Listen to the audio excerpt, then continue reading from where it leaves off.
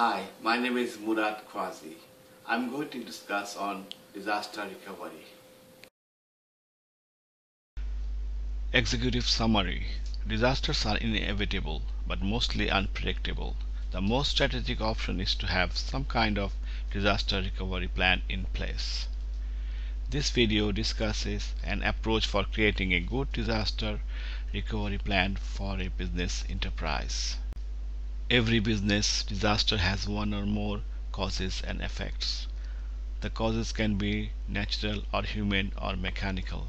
It can be ranging from events such as a tiny hardware or software components malfunctioning to universally recognized events such as earthquake, fire, and flood.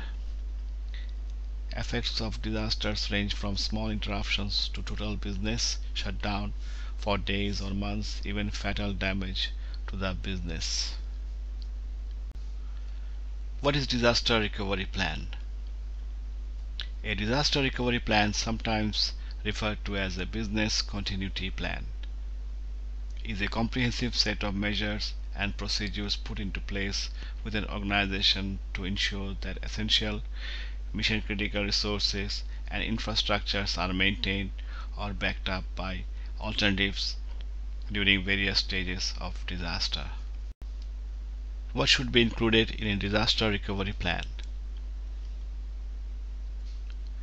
Recovery planning must address three areas: prevention, continuity, and recovery. Contingencies should include IT infrastructure, building facilities, communications, and personnel. Why have a disaster recovery plan? Provide greater sense of security, stability, minimizes system downtime, permanent loss of core assets of entire organization, confusion during disaster, decision making practice, secondary system hot sites, and server mirror. Number 2. Steps for developing a disaster recovery process.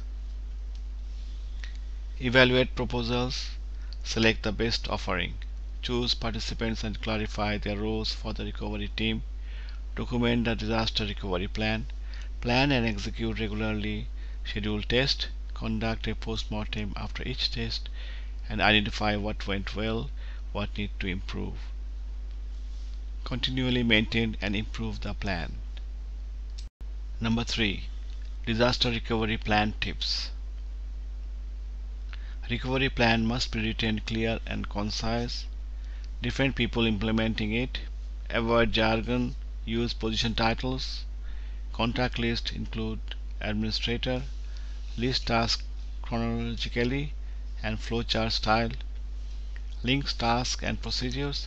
Estimate time to complete tasks to specify each procedure. Keep plans up to date. Retest revision all major recovery plan. Work with all departments. Electronic and hard copy, in-house and secure off-site. Roster of recovery personnel. Number 4. Develop testing criteria and procedures.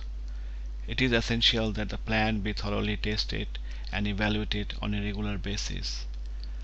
Reasons for testing include determining the feasibility and compatibility of backup facilities and procedures,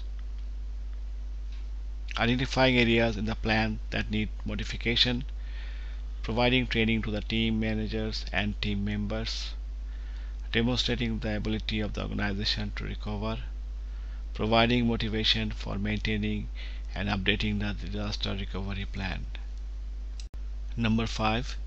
Reasons to develop a comprehensive disaster recovery plan include minimizing potential economic loss, decreasing potential exposures, reducing the probability of occurrence, reducing the disruptions to operations, ensuring organizational stability, providing an orderly recovery, minimizing insurance premiums, reducing reliance on certain key individuals, protecting the assets of the organization, ensuring the safety of personnel and customers, minimizing decision making during a disastrous event, minimizing legal liability.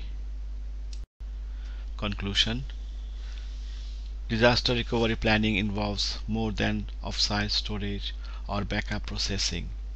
Organizations should also develop written, comprehensive disaster recovery plans that address all the critical operations and functions of the business. The plan should include documented and tested procedures, which, if followed, will ensure the ongoing availability of critical resources and continuity of business operations.